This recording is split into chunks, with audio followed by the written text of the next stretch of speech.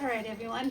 So today I've decided to transplant my most dangerous plant in my collection. Common name, silver thicket. I don't want to do the scientific name because I don't want to summon Satan. So the reason it makes this plant is so dangerous is it has thorns on it. This whole plant is just tons of thorns. But the individual thorns, you'll have to forgive the kittens. They want to be in show business, but I told them no. The thorns can be about as long as my index finger, and on those, they even have even more thorns going on. So, as you can tell, it's leaning out of its pot, so its top mass is just too much for this pot. So I decided to put it in to use this pot. So I painted this pot, and it has a whole bunch of cute little things on it about it being dangerous. I named the plant Wolfgang, just mostly because I was watching the movie Amadeus and I figured that'd be a cool name. So I looked up the soil needs for this beauty, and it needs a very well draining soil. So what I'm going to do is I have garden soil, peat moss, and perlite. So I'm going to make a mixture. First I'm going to put some in there and then get it buried up because there's very little soil in here for this. So I'm going to do that real quick. I'm going to try to do as much equal parts as possible.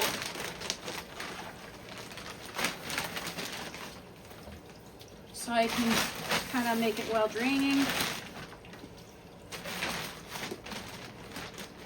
Hopefully this plant doesn't kill me tonight.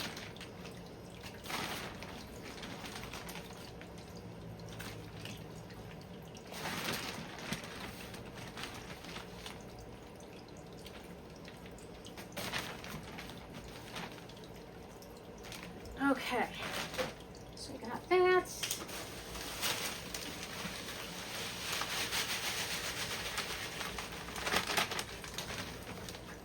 I need more peat moss, or not peat moss, but perlite. So I'm going to add this in here and then mix it together. There's other stuff you could use in the soil, like coarse sand, sphagnum moss, but this is pretty much what I had on hand, and I'm getting a lot of it in my mouth. So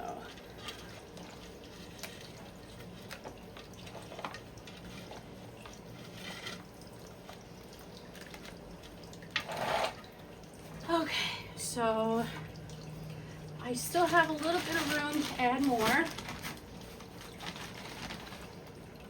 So I'm just going to add a cup more of everything.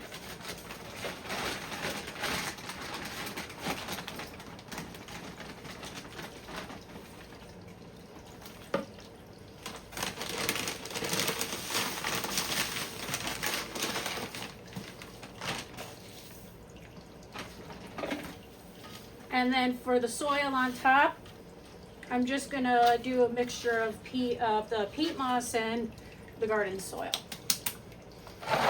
So I've thought about how in the world am I gonna get this in this pot when it has a whole bunch of thorns here and a whole mess of thorns up there. So what I typically do with my Madagascar palms is I usually just either have welding gloves or I'll take a towel, wrap it around the base, and then kind of maneuver it in. But the top of the Madagascar has leaves, not deadly thorns. So I have a blanket and a sheet here. And what I need to do first is need to cut this from its support.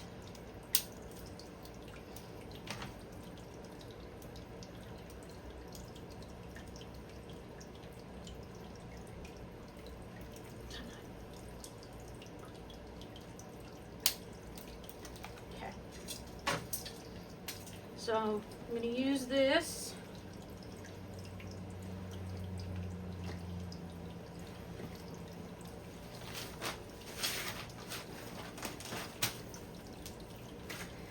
And move it a little further away from the bike.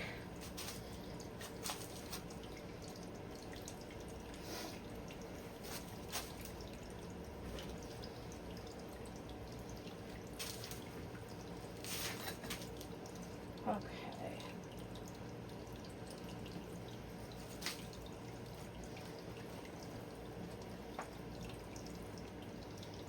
All right.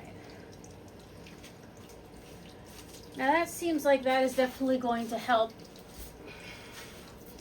with the top. So what I'm going to do with the bottom is I have the second sheet.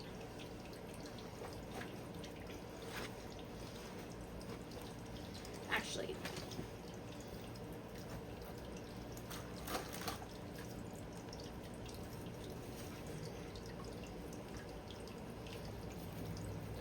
so while I'm holding this top up, which is working really well, honestly, I'm going to loosen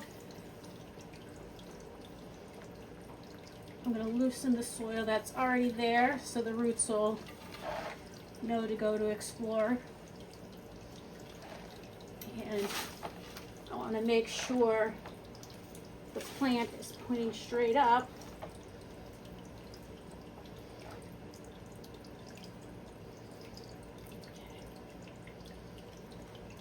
So this is probably not a smart idea, but I'm going to take this off.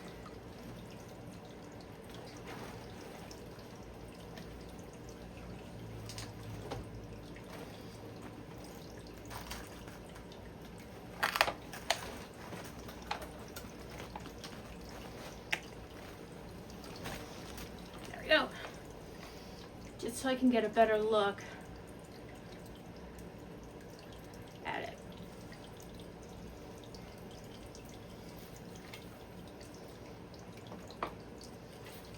That looks like it's as straight as it's going to get.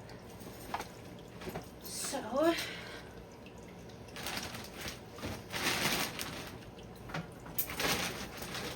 going to grab my cup.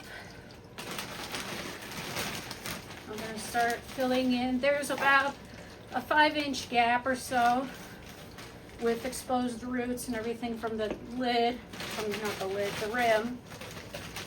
So, I'm going to do 2 cups peat moss.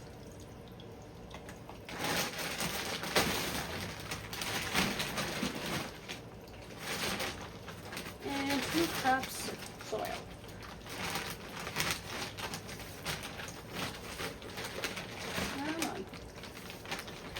What's frustrating is I can't let go of the plant because it's going to go down if I do. And this bag of soil doesn't want to be nice. Okay. All right, so I'm going to mix those 2 up a little bit.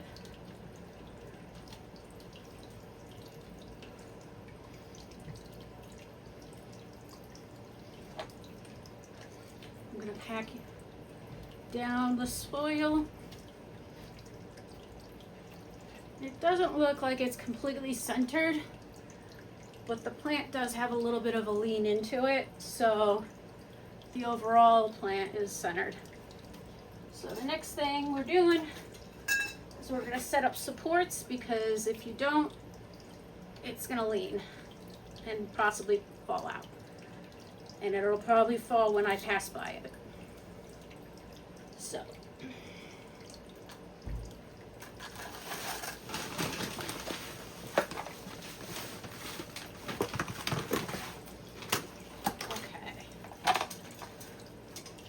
So what I have here is just sticks and zip ties. That's all this is going to be sticks and zip ties. But just a little more dangerous than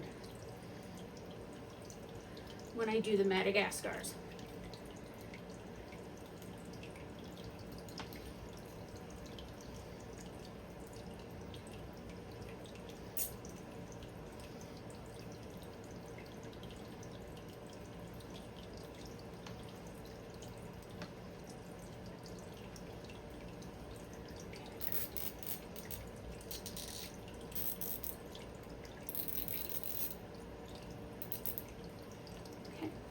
that.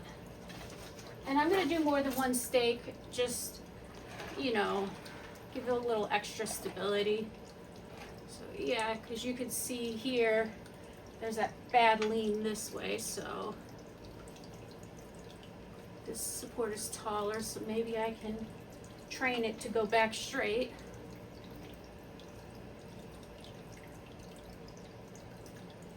Probably not, because it's grown that way for so long, it probably won't go straight again, back straight.